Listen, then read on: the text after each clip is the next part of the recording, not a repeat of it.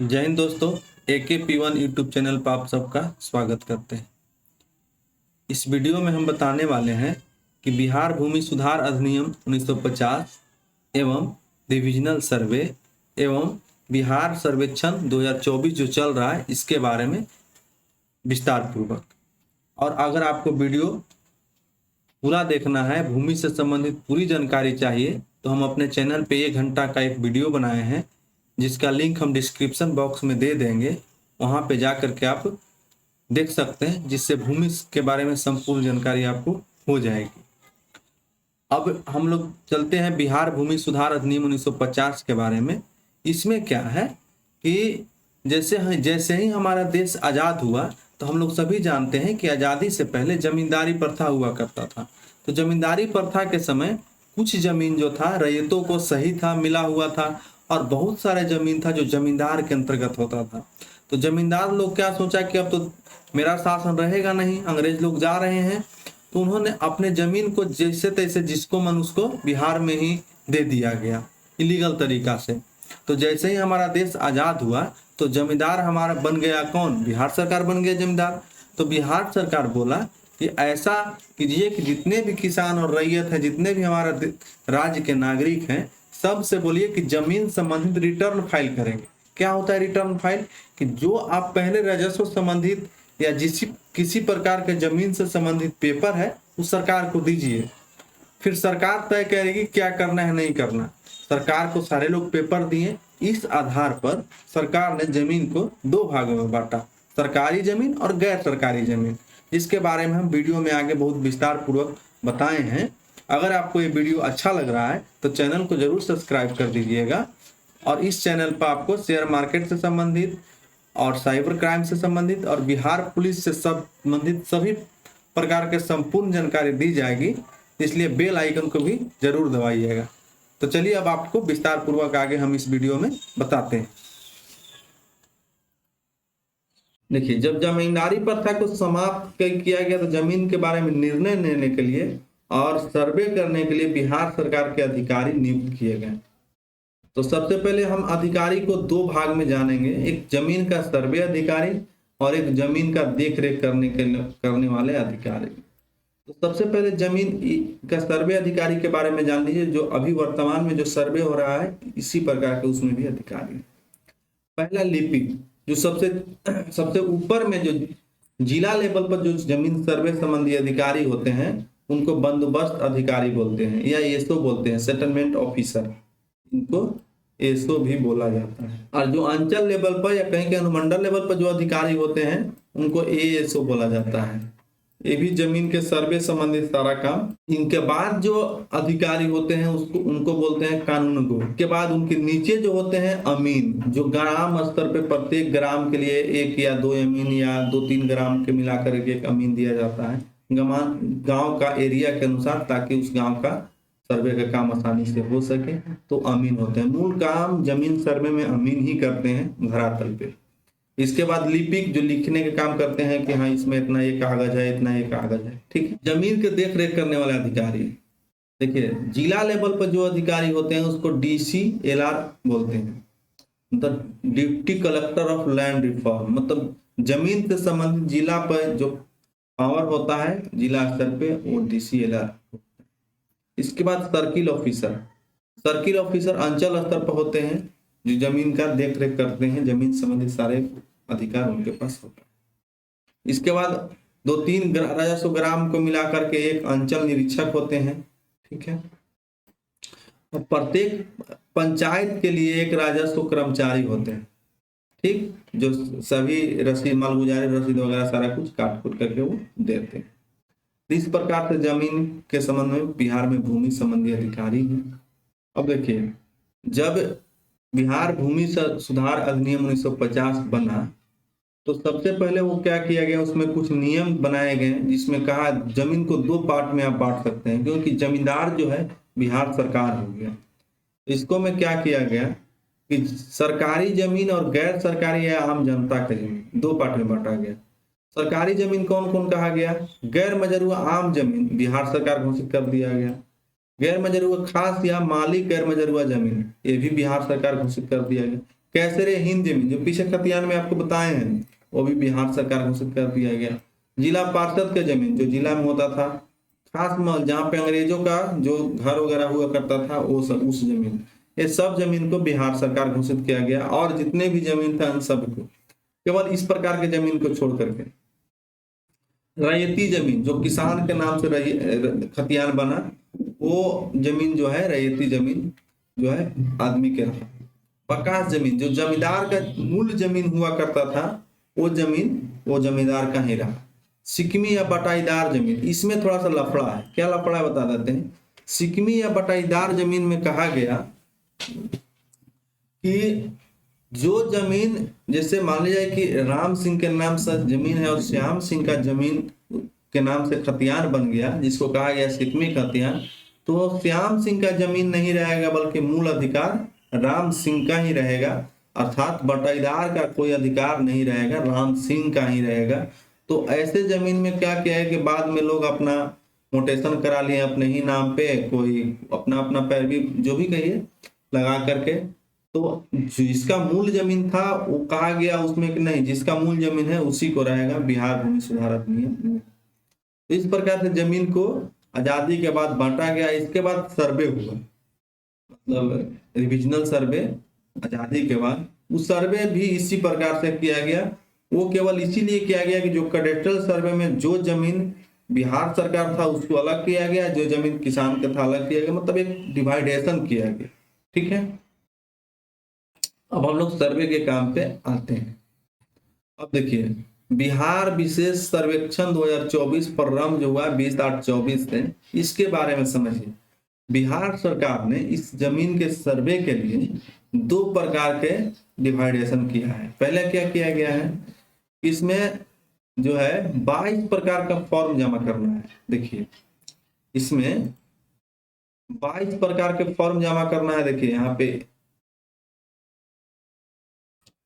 22 प्रकार का फॉर्म जमा करना है यहाँ पे।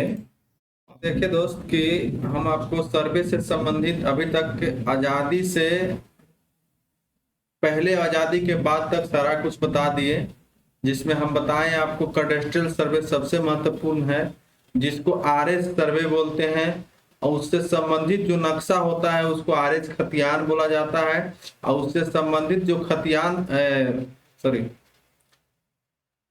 अभी आप लोग देखें कि हम जमीन सर्वे से संबंधित आपको सबसे ज्यादा अच्छा से कैडेस्ट्रल सर्वे के बारे में बताएं। कैडेस्ट्रल सर्वे को सीएस सर्वे भी बोलते हैं। उस सर्वे से जो खतियान बनता है उसे सीएस खतियान बोलते हैं। और उस सर्वे से जो नक्शा बनता है उसको सीएस नक्शा बोलते हैं। मतलब उस सर्वे से जो भी कागजात बनेगा उसको कैडेस्ट्रल सर्वे खतियान कैडेस्ट्रल सर्वे लगा हुआ रहता है। कैडेस्ट्रल सर्वे का मतलब सीएस सर्वे। अब हम बताने जा रहे हैं इसके बाद जो रिविजनल सर्वे हुआ, मतलब भारत सरकार के जो द्वारा कराया गया, उससे जो भी कागज तैयार होगा उसको हम रिविजनल सर्वे या रिविजनल खतियान बोलेंगे।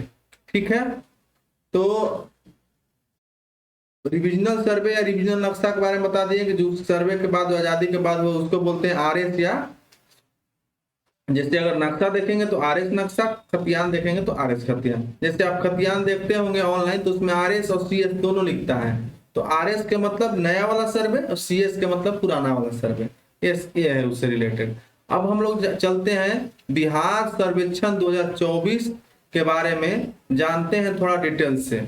सबसे पहले इसका संक्षेप में आप जान लीजिए कि यह सर्वे जो है 22 चरणों में पूरा होगा। इसमें 22 प्रकार के फॉर्म भरना है। और इस सर्वे में अधिकारियों के लिए एक अलग काम बताया गया है और एक किसान के लिए अलग काम कि किसान को क्या क्या करना है। तो अभी जो फॉर्म भरने के सर्वे के काम चल रहा है, ये फर्स्ट चरण है, जिसमें फॉर्म 2, फॉर्म 3.1 और फॉर्म 3.11 भरना है। तो ये अभी प्रारंभिक चरण है।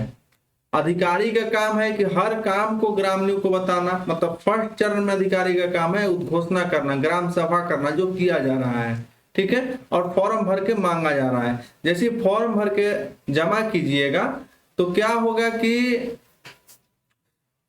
वो जो अमीन उस गांव से उस पंचायत से रिलेटेड होंगे, वहां पे उसको क्लियर करेंगे कौन किनका किनका कागज पूरा क्लियर है, किनका कागज अधूरा है, किनका कागज में प्रॉब्लम है, सारे को छांटा जाएगा। इसके बाद एक नक्शा तैयार किया जाएगा जिसको किश्तवारी बोलेंगे, और फिर खानापुरी का काम किया जाता है। तो उसमें समय लगता है, 2-3 महीना का समय लगता है। तो अभी 3 महीना इधर मिल गया है कि 3 महीना बाद से काम होगा, अब 3 महीना और 4 महीना लगता है, तो 7-8 महीना में आपको पेपर एग्जाम कर लेना है। तो कुल मिला के बात यही है कि आपको सर्वे के काम में अभी बहुत टाइम लगेगा, अपना पेपर तैयार कीजिए। तो यहाँ पे देखिए ये जो है दिया गया है जो निर्देश, इधर जो निर्देश दिया गया है इस एरिया में, ये है आपको सर्वे अधिकारी के लिए, सॉरी ये फॉर्म भरना है, और ये है सर्वे अधिकारी के लिए निर्देश दिया गया है, जिसको आप वहां पे वेबसाइट पे जाकर देख के पढ़ सकते हैं। अभी देखिए ये फॉर्म 2 और फॉर्म 311 भरने का काम चल रहा है, ठीक है। और इधर अधिकारियों का दिया गया है कौन क्या होगा। अब आगे चलते हैं, देखिए अब बिहार विशेष सर्वे 2024 से संबंधित कुछ प्रश्नों का हमने लिस्ट बनाया है, जिसका उत्तर भी बहुत सारे लोगों से मिल करके हमने पाया है, उसको हम बताने वाले हैं। तो चलिए अब आगे देखिए, बिहार विशेष सर्वेक्षण अधिनियम 2011 के अनुसार किया जाएगा, मतलब सर्वेक्षण का जो नियम बना है वो 2011 से बनाया गया, उसके अनुसार किया जा रहा है। इसमें 3 प्रकार का प्रारंभ में फॉर्म भरना है, बाद में और सारा फॉर्म भरनी है, लेकिन प्रारंभ में भी 3 प्रकार फॉर्म भरने का आदेश आ चुका है। प्रपत्र 2, फिर प्रपत्र 311 वंशावली फॉर्म, इस प्रकार से। और यह डिजिटल सर्वे होगा, कहने का मतलब है कि जो भी फॉर्म आप भरिएगा ये सारा डिजिटल होगा। जैसे आप फॉर्म ऑफलाइन जमा कीजिएगा, अपना जहाँ शिविर लगा होगा पंचायत का या प्रखंड स्तर पे कहीं भी जमा कीजिए, जहाँ फॉर्म मांगा जा रहा है उस फॉर्म को ऑनलाइन किया जाएगा। अगर आप ऑनलाइन करते हैं तो अच्छा है, नहीं तो फिर भी इस फॉर्म को जो भर रहे हैं इसको ऑनलाइन किया जाएगा। और सर्वे के काम जो ईटीएस मशीन के द्वारा, मतलब कड़ी लेकर नहीं नापा जाएगा, मशीन से देखने वाला आता है उससे नापा जाएगा। फिर ड्रोन का यूज किया जाएगा शहरी इलाकों में, सैटेलाइट की मदद से भी इसको किया जाएगा। और इन सारी चीजों को वेबसाइट पे चढ़ाया जाएगा, जो भी आपका पेपर है। इसमें सभी कागज को इंटरनेट पर लोड किया जाएगा, ये बता ही दिए। 2020 वाला सर्वे का क्या होगा। इससे पहले भी बिहार में सर्वे का काम चालू था, तो ढेर लोग पूछ रहे हैं उसका क्या होगा। तो वो सर्वे जहां तक पहुंचा होगा, जैसे हम बताएं कि सर्वे का जो है प्रक्रिया वो 22 चरण में पूरा होगा, जिसमें फर्स्ट चरण में फॉर्म मांगा जा रहा है। तो उसी प्रकार से 2020 वाला सर्वे जहां जहां हुआ होगा वो जहां तक पहुंचा होगा उसके आगे से काम जारी रखा जाएगा, ऐसा जानकारी में आया है। सभी रैयतों को एलपीएम दिया जाएगा, जैसे फाइनल सर्वे होने के पहले एक एलपीएम दिया जाएगा, जिसको लैंड पार्शियल मैप बोलते हैं। इसमें आपको देखने के लिए बोला जाएगा कि देखिए तो कहीं आपके जमीन में कोई गड़बड़ी तो नहीं है। आप जब संतुष्ट हो जाइएगा तो फाइनल खतियान, फाइनल नक्शा, फाइनल सारा कुछ आपको दिया जाएगा। और देने के बाद आपको एक लैंड कार्ड भी दिया जाएगा साथ में। लैंड कार्ड को आधार कार्ड से ऐड किया जाएगा। आधार कार्ड से ऐड होने के बाद आप कहीं से भी आप अपना जमीन को देख सकते हैं, जानकारी ले सकते हैं। बात है कि एक और क्वेश्चन है कि ये सर्वे कहाँ होगा, मतलब कहाँ होगा का मतलब है कि जैसे ग्राम पंचायत में ही होगा कि नगर निगम में भी होगा कि नगर परिषद में होगा या नगर पंचायत में होगा। तो हम आपको बता देते हैं अभी प्रारंभ में जो सर्वे का काम है केवल ग्राम पंचायतों में होगा, और बाद में फिर नगर निगम में होगा, नगर परिषद में भी होगा, नगर पंचायत में भी होगा। ठीक है, अब हम लोग आगे चलते हैं। ये सर्वे से जरूर संबंधित कुछ विशेष जानकारी थे जो हम आपको बताएं। अब सर्वे से संबंधित जो आम लोगों की सवाल है इसके बारे में चलते हैं। फर्स्ट सवाल है, गलत तरीका से कब्जा किया हुआ जमीन का सर्वे कैसे होगा। तो देखिए, जो व्यक्ति गलत तरीका से जमीन कब्जा किए हुए हैं उनके लिए थोड़ा समस्या है ही, क्योंकि उनके पास पेपर होगा सही कि नहीं होगा। अगर पेपर नहीं सही है तो सुप्रीम कोर्ट का एक नियम भी है जिसके तहत कहा गया है, लिमिटेशन एक्ट के तहत, कि अगर आप कोई जमीन पे 12 साल से अधिक कब्जा करके रखते हैं, जैसे कि अगर 12 साल तक रहने का आपके पास कोई प्रूफ मिलता है, तो आप हाई कोर्ट में भी ये कह सकते हैं, सुप्रीम कोर्ट में भी कह सकते हैं कि हाँ ये मेरा जमीन हो सकता है। तो इस आधार पर आप जमा कीजिएगा। फॉर्म जमा करने के बाद अभी आपका जमीन के वैसा कुछ नहीं किया जाएगा, सिर्फ सारा कुछ को अपडेट किया जाएगा। नहीं जमा कीजिएगा उसमें भी समस्या है, तो जमा तो करना ही है। इसलिए फॉर्म को जमा कीजिए, जो भी खाता नंबर, प्लॉट नंबर है बाद में जब क्या बोलते हैं खाना पूरी का काम होगा उस समय निर्णय लिया जाता है कि इसके लिए क्या किया जाए। चिकनी जमीन और बकास जमीन का कैसे होगा। हम बताए थे कि चिकनी जमीन क्या होता है कि चिकनी जमीन जिस समय सर्वे के बारे में सर्वे हुआ था, कैडस्ट्रल सर्वे, उसमें अगर किसी और का जमीन है, कोई और जोत रहा है जैसे बटाईदार, तो उसको चिकनी जमीन कहा गया। तो उस जमीन का जो मूल मालिक होता था, जिसका जमीन होता था वो होता था, बटाईदार नहीं होता था। और वैसे जमीन पर कोई कब्जा किए हुए हैं तो अगर आपके पास पेपर है तो कोई दिक्कत नहीं है, पेपर नहीं है तो भाई दिक्कत है। अब बकास जमीन का कैसे हो। बकास जमीन के बारे में बताए थे कि जो जमीन जमींदार का मूल होता था, जैसे जिसमें वो खुद अपनी खेती करवाते थे, लेबर से, मजदूर से बागवानी कराते थे, वो उनका बकास जमीन था। अगर बकास जमीन पर कोई कब्जा किए हुए, उनके पास सारा एविडेंस है कि हाँ हमको वही लिख दिए हैं, तो फिर कोई दिक्कत नहीं है। और नहीं है तो फिर वही लिमिटेशन एक्ट के तहत आप ये कर सकते हैं।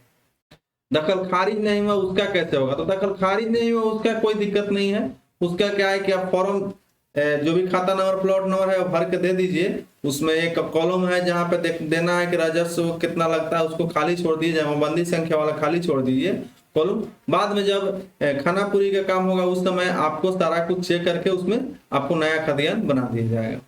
जिसके पास कागज नहीं है उसका कैसे होगा। जिसके पास कागज नहीं है तो आप अपना खेत का पहले खाता नंबर प्लॉट नंबर पता कीजिए। वो कैसे पता होगा, तो पता करने के लिए आप अपने गांव का नक्शा निकालिए, नेट से मिल जाएगा। नक्शा निकालने के बाद देखिए कि आपके आसपास के जिसका जमीन है उसका चौहद्दी क्या है, आपके घर जहाँ जमीन है वहाँ चौहद्दी क्या है, उस चौहद्दी को आप नक्शा में देखिए। इसके बाद वहां से आपको प्लॉट नंबर मिल जाएगा। उस प्लॉट नंबर और खाता नंबर से आप जा करके जहाँ दखल खारिज जिला अभिलेखागार में जिस जिला का जमीन है वहां से वो पेपर को आप निकाल सकते हैं। इसके बाद है आम गैर मजरूआ और खास गैर मजरूआ या माली गैर मजरूआ पर्चाधारी जमीन का क्या होगा। देखिए आम गैर मजरूआ के लिए क्या है कि इसमें वो तो भाई सरकार का जमीन है, जैसे नदी नाला नहर पोखर सब सरकार का जो जमीन तो है ही। खास गैर मजरूआ क्या था कि जब कैडस्ट्रल सर्वे हो रहा था तो उस समय खास गैर मजरूआ उस जमीन को कहा गया जो देखा गया कि बंजर भूमि है, जिससे कोई उपज नहीं होता लेकिन वो बंजर है, तो उस जमीन को जमींदार के हवाले कर दिया गया। तो जमींदार लोग क्या किए कि कुछ जमीन को जैसी किसी दूसरे को लिख दिए, पर्चा पर लिख दे दिए कि हाँ जाओ तुम करो, जाओ तुम करो, ऐसे करके वो दे दिए। तो इससे क्या हुआ, देने के बाद खास गैर मजरूआ जमीन को कि जैसी आजाद देश हुआ तो सरकार क्या किया गया, जमींदार तो अब सरकार हो गई, तो सरकार कहा कि नहीं, जो भी आम गैर मजरूआ और खास गैर मजरूआ जो 1/1/1946 के बाद किसी के नाम पर किया गया है तो उसका नहीं होगा। ठीक है, वो उसका नहीं होगा, वो सरकार के जमीन होगा। तो अगर आपके पास वैसा एविडेंस है तो आप दे सकते हैं, और नहीं तो फिर सरकार निर्णय लेगी। जिसके पास खतियान नहीं है उसका क्या होगा। तो देखिए जिसके पास खतियान नहीं है उसका क्या होता है। खतियान निकालना तो इजी चीज है कि आप खाता नंबर प्लॉट नंबर से आप अपना जाके जिला कार्यालय से खतियान निकाल सकते हैं। जिसका खाता नंबर और प्लॉट नंबर नहीं मालूम हो कैसे मालूम करेगा, तो हम इसके पहले ही बता दिए कि जिसके पास कागज नहीं है उसका उस ऑप्शन में। क्या बिहार भूमि सर्वे 2024 बंद होगा, तो नहीं, बंद होने वाला नहीं है। ये केवल 3 माह के लिए बढ़ाया गया, जिसमें कुछ अमीन या कुछ कानूनों को थोड़ा कैथी लिपि में समस्या आ रही थी एवं ग्रामीणों को कागज जमा करने में दिक्कत हो रही थी, इसलिए सरकार ने 3 महीना का समय बढ़ा दिया फॉर्म जमा करने का। इसके बाद सारा कुछ होगा, बंद होने वाला नहीं है, सरकार का निर्णय है कि बंद नहीं होगा। इसके बाद थोड़ा सा हम जान लेते हैं कि जमीन बिहार में कितने प्रकार के लेन देन किया जाता है इसके बारे में। एक खतियानी जमीन तो बताएं कि जो सर्वे कैडस्ट्रल सर्वे या रिविजनल सर्वे में जिसके नाम पर खतियान था वो खतियानी जमीन कहलाएगा। उसको अगर किसी को बेचना है तो वही केवाला या बैनामा के नाम से बेचा जाता है। बंटवारा मतलब अगर किसी का जमीन हो तो उसको बंटवारा द्वारा प्राप्त होता है।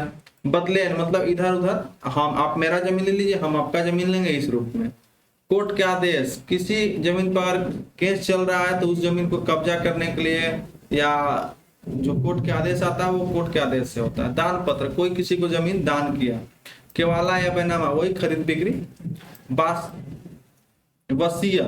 वसीयत जमीन क्या है कि जैसे क्या होता है कि किसी के यहाँ कोई नहीं होता है तो क्या करता है कि जमीन को वसीयत रूप में लिख देता है कि जीवित तक मेरा रहेगा, मरने के बाद आपका हो जाएगा।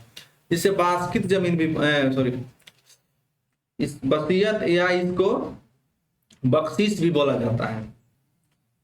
अब इसके बाद वास्कित पर्चा, जैसे कोई आदमी के पास कोई जमीन नहीं है तो क्या करता है, जिसके पास ढेर जमीन होता है पर्चा पर लिख के दे दिया कि हाँ भाई इस जमीन में आप रहिए खाइए, तो उसको जो प्राप्त हुआ जमीन उसको वास्कित पर्चा बोलेंगे। बंदोबस्ती पर्चा मतलब जिसके पास कोई जमीन नहीं है, तो सरकार क्या चाहती है कि जिसके पास जमीन नहीं है उसको थोड़ा जमीन दे करके, एक जमीन देने के लिए DSLR और CO स्तर से जो काम किया जाता है और फिर जो जमीन मिलता है उसको बंदोबस्ती पर्चा के थ्रू जमीन दिया जाता है, जिसके पास जमीन नहीं होता है। सरकार अगर देती है तो। फिर सैनिकों द्वारा, सरकार द्वारा सैनिकों को, जैसे आर्मी में वगैरह में कोई शहीद हो जाता तो उनको जो भूमि मिलता था वो सैनिकों के द्वारा भी भारत सरकार के द्वारा सैनिकों को भूमि दिया जाता था। इस रूप में आप देखें कि हमने जमीन से संबंधित संपूर्ण जानकारी आपको दिए हैं, ठीक है। और अब एक वीडियो और लेके आने वाले हैं हम कि जमीन खरीदने से पहले क्या क्या कागज देखें और उसका वेरिफिकेशन कैसे करें। काहे कि बहुत सारे दोस्त ऐसे भी हैं, हम एक वीडियो और लेके आने वाले हैं जिसमें जमीन खरीदने से पहले किसी भी जमीन का कागज कैसे देखें, उसका ऑनलाइन चेक कैसे करें, ऑफलाइन चेक कैसे करें, इसके बारे में भी हम एक वीडियो बनाने वाले हैं। तो अगर आपको अच्छा लगा ये वीडियो तो चैनल को सब्सक्राइब कीजिए, लाइक कीजिए और मिलते हैं फिर अगले वीडियो में। नमस्कार, जय हिंद।